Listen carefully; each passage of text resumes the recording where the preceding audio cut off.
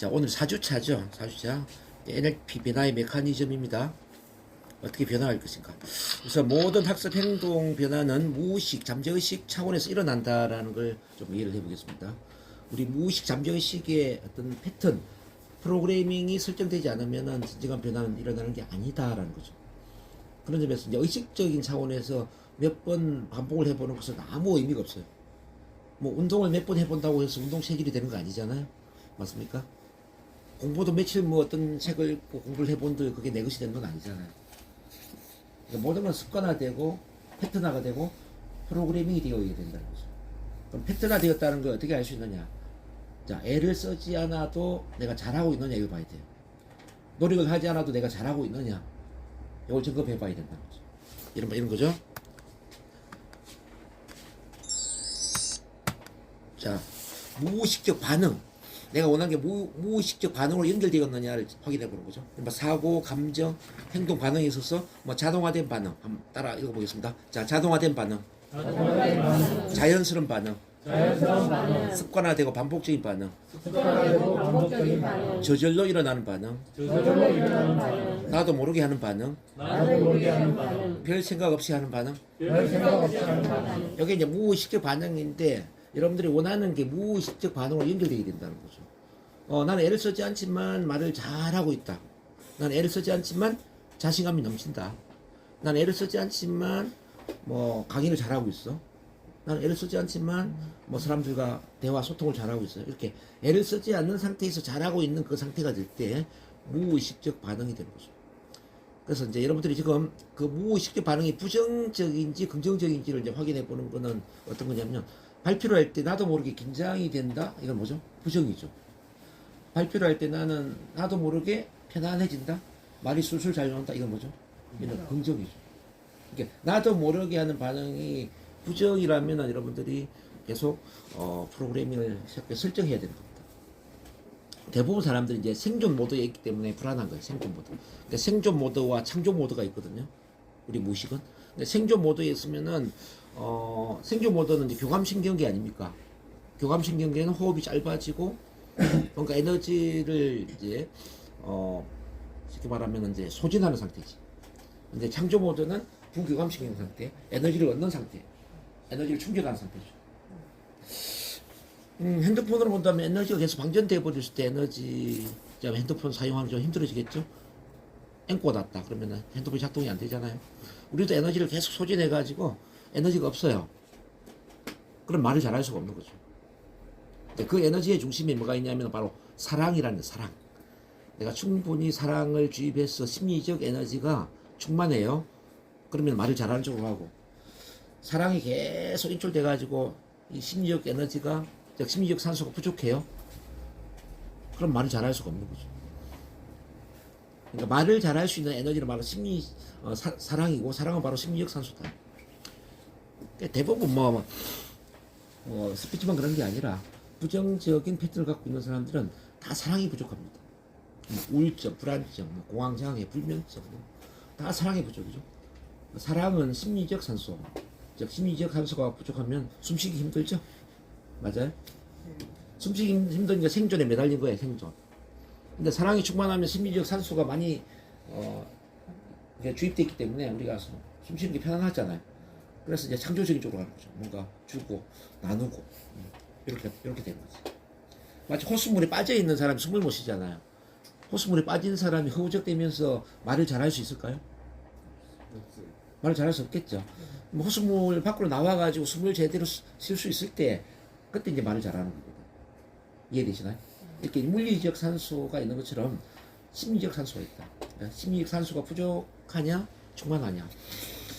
그래서 심리적 산소가 충만한 상태를 계속 프로그래밍을 해야 돼요. 그래서 여러분들이 뭐 나는 내가 좋다. 자, 나는 나를 사랑한다. 이런 말을 반복할 이유가 있죠. 자, 나는 내가 좋다. 나는 내가 좋다. 나는 나를 사랑한다. 나는 나를 사랑한다. 나는 아무 조건 없이 나는 아무 조건 없이 있는 그대로 나를 받아들이고 사랑한다. 막 이런 이제 자기를 사랑한다 표현을 계속 해야 되는 이유가 바로 생존 모드에서 창조 모드로 가는 그 중심에 사랑의 에너지가 있기 때문이다. 이걸 말씀드립니다. 그래서 이제 제가 사랑을 충만하도록 하기 위해서 계속 시키는 게 있어요. 매일 긍정문을 낭독해라 그러죠. 매일 긍정문 낭독해라.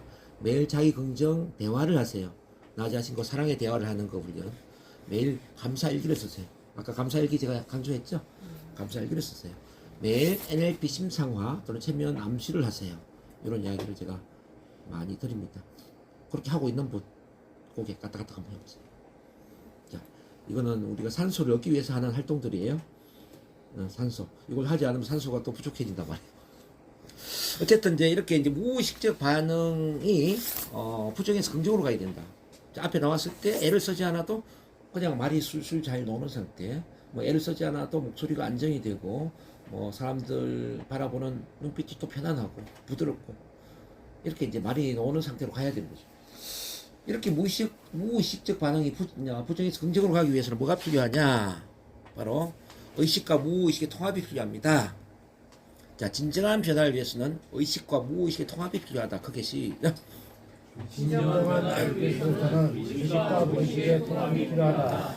의식만으로도 안 되고 무의식만으로도 안 된다는 거죠. 그러니까 의식 차원에서는 관심과 노력을 기울여야 돼요. 우선 여러분들이 강한 결단을 내려야 됩니다. 결단.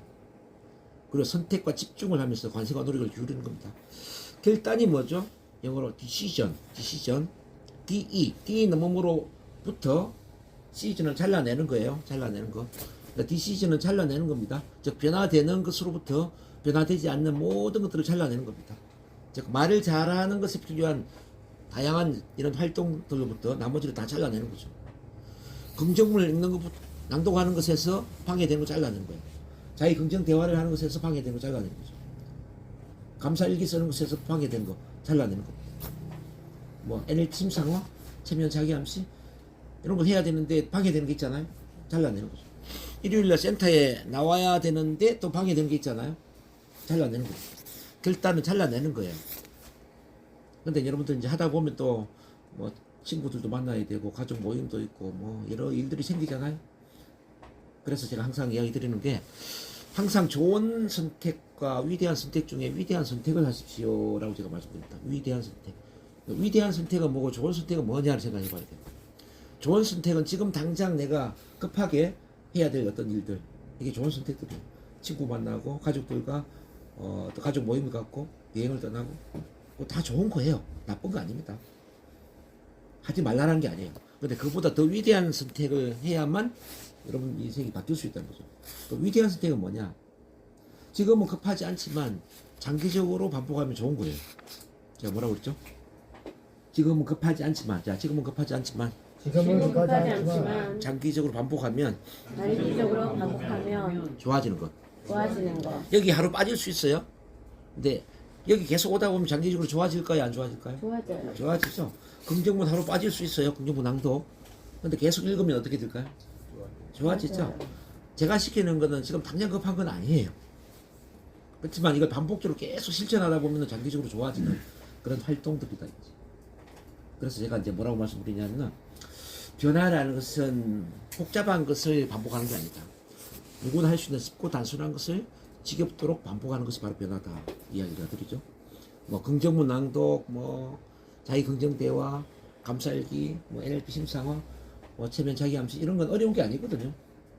혹시 어려운 분 한번 손 들어보세요. 없죠? 다 쉽죠? 너무 쉽기 때문에 반복하는 게 쉽지 않다는 거예요. 너무 쉽기 때문에. 아주 쉬운 겁니다. 쉽고 단순한 것을 지겹도록 반복을 해야 되는데 여러분들이 그래서 지치면 안 돼요. 뒤에서 말씀드리겠지만은 최소한 21일을 반복할 때까지는 하루도 멈추지 마라 말씀드립니다. 21일. 21일은 불편함을 편안함으로 바꾸고 어색함을 익숙함으로 바꿔주는 거거든요. 뭐든지 21일 동안 하다 보면은 편안해져. 네, 21일 동안 하는 게 좀 불편하죠. 그렇죠? 그렇지 않나요? 자, 그래서 이제 이 의식은 관심과 노력을 기울이는데 최소한 21일 동안은 멈추지 않는 그 관심과 노력을 기울여야 되고 선택과 집중을 해야 된다는 사실입니다. 그래서 작심 3주. 작심 3일이 아니라 작심 3주를 하는 힘이 바로 의식의 힘이다. 21일 이후에 멈추라는 게 아닙니다. 21일 이후는 조금 편안해진다는 거예요. 그래서 21일 이후에도 계속 반복해야 돼요. 뭐 50일, 100일.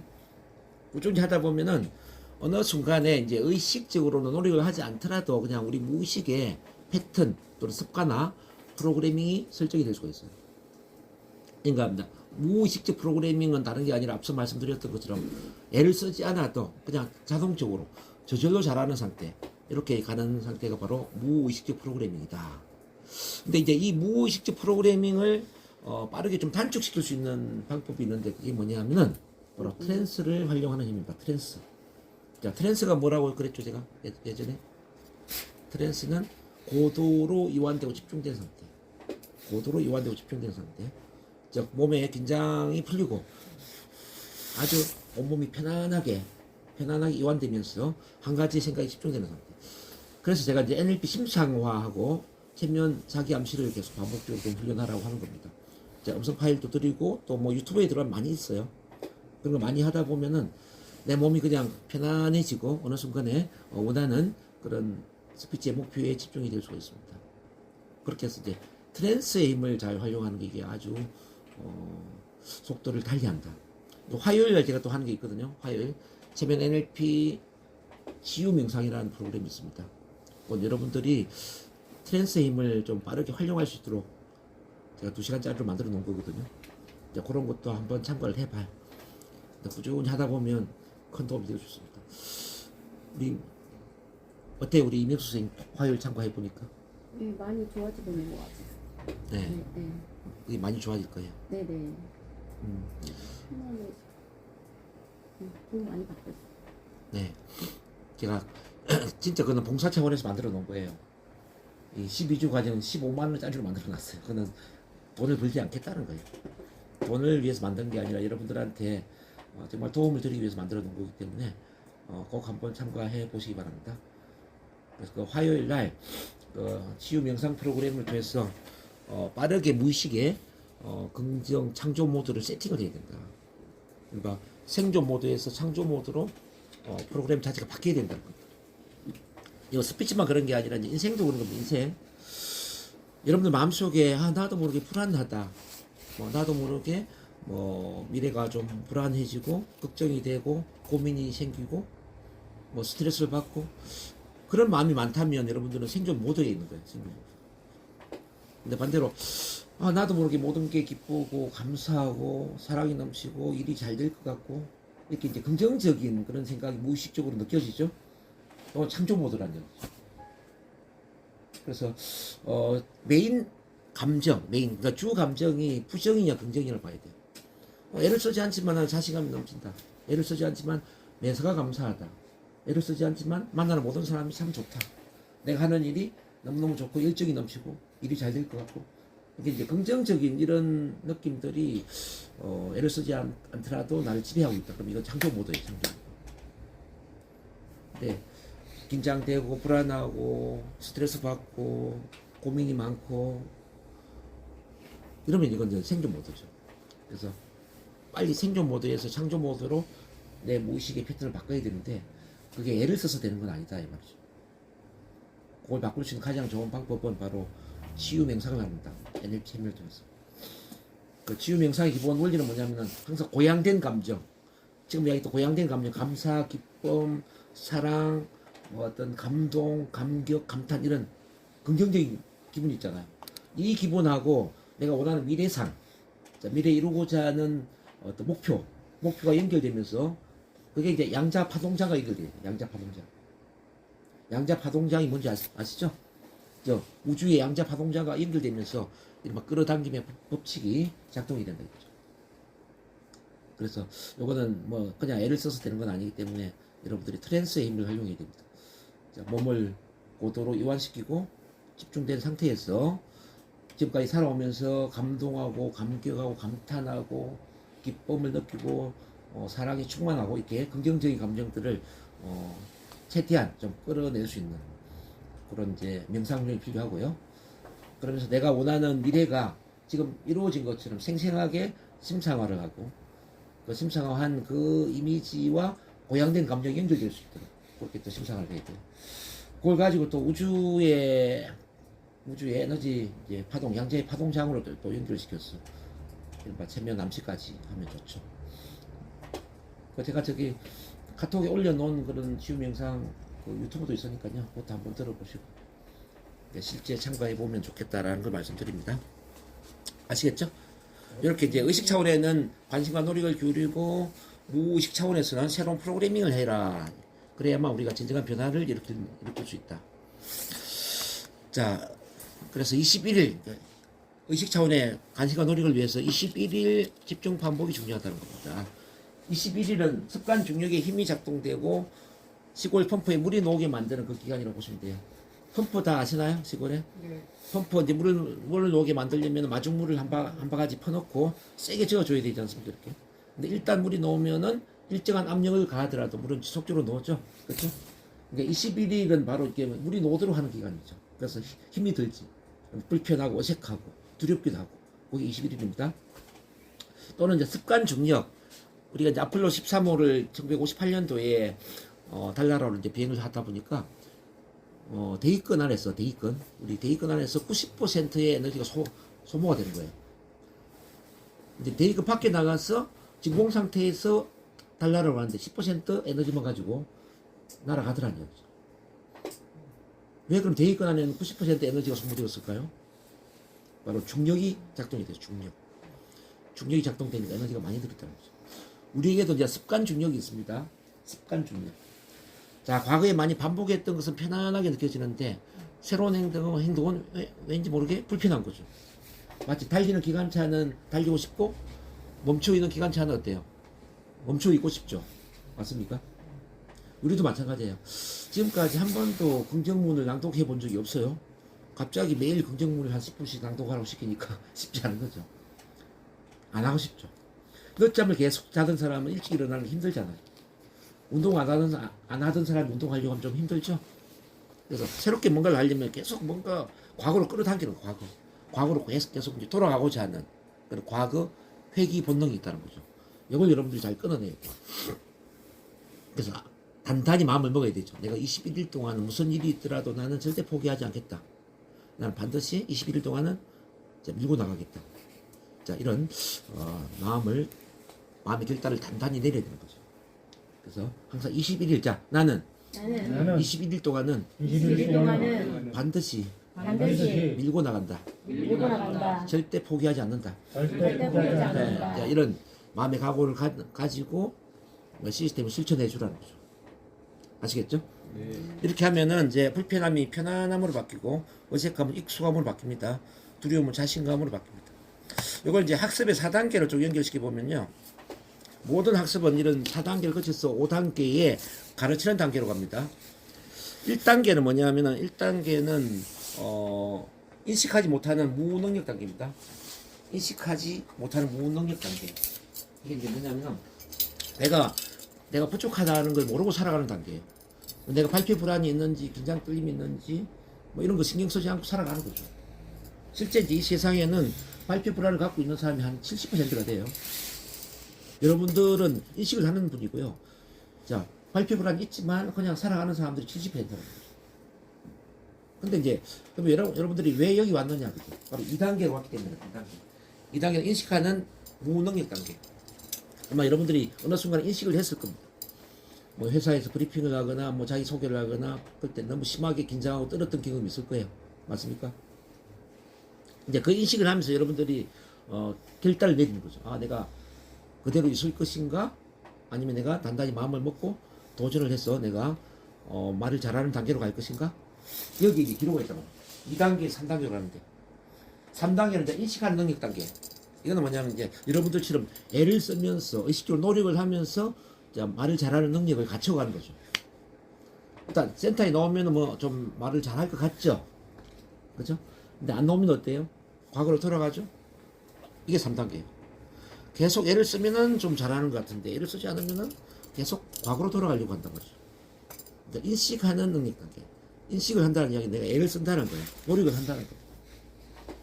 근데 불행한 일은 뭐냐면은 3단계에서 대부분이 멈춰버린다는 거예요. 3단계에서. 스피치 학원 같은 경우도 이제 2개월 과정, 3개월 과정, 그렇죠? 그러면 2개월, 3개월 다니다가 그만둬버리면 어때요? 또 고무줄처럼 과거로 돌아가는 거죠. 자, 이 3단계, 4단계로 넘어가야 되거든. 인식하지 않는 능력 단계.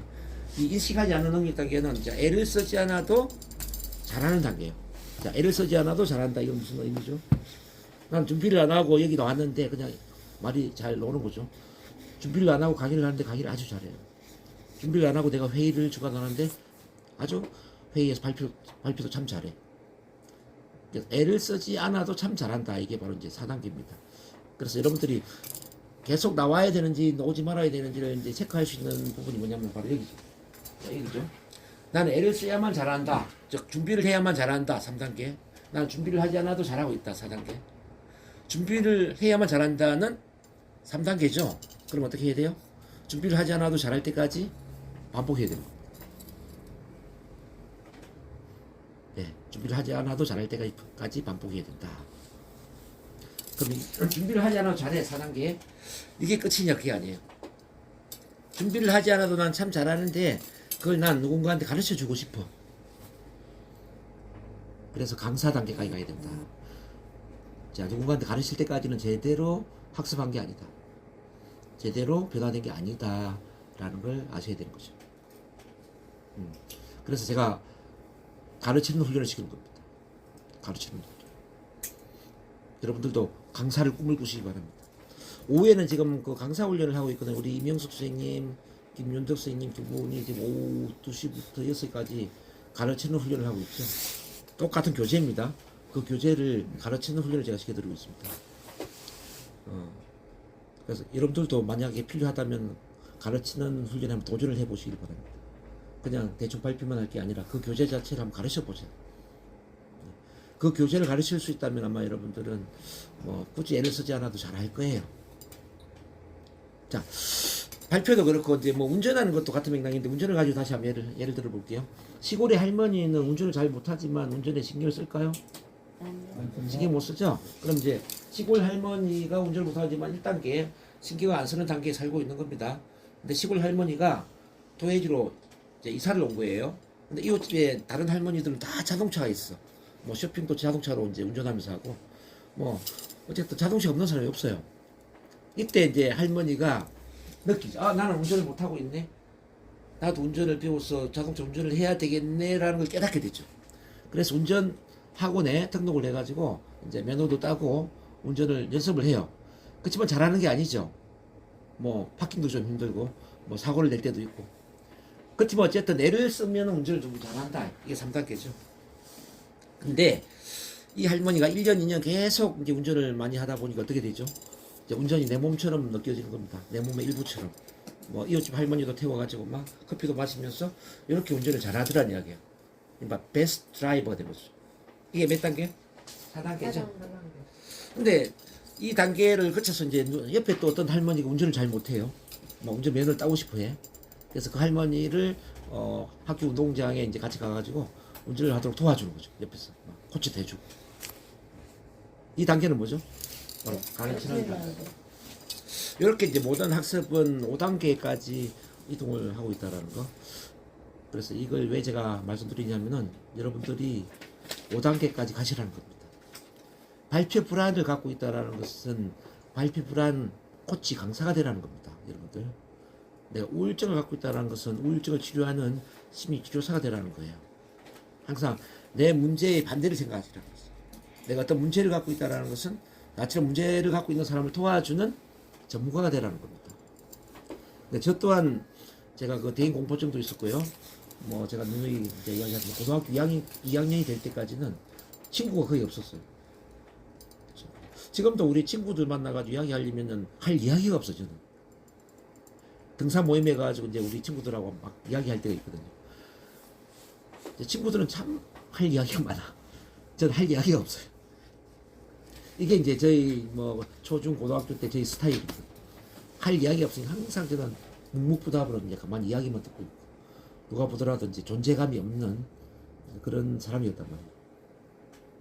그러다가 이제 고등학교 2학년 때 우리 담임 선생님이 저를 강제적으로 학급 반장을 시켜가지고 계속 말을 하게 만드는 그런 훈련을 시켰죠. 그래서 이제 성격이 완전히 정반대가 된 거예요, 제가.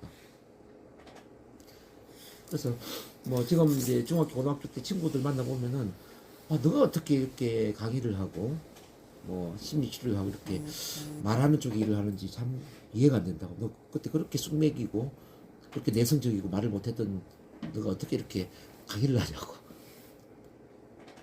그렇게 이야기해요 진짜. 그럼 저는 어떤 사람이죠?